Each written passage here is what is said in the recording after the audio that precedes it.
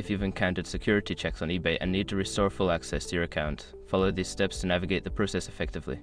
Step 1. Verify your identity.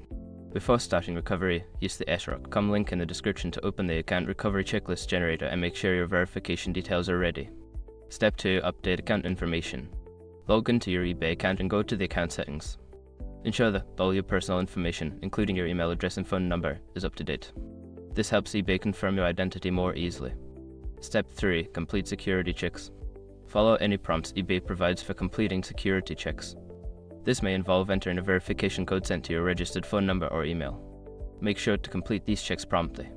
Step 4. Contact eBay support. If you are still facing issues after completing the above steps, reach out to eBay customer support. You can do this through their help section or by calling their support line. Be ready to provide any necessary information to assist with your case. Step 5. Wait for confirmation.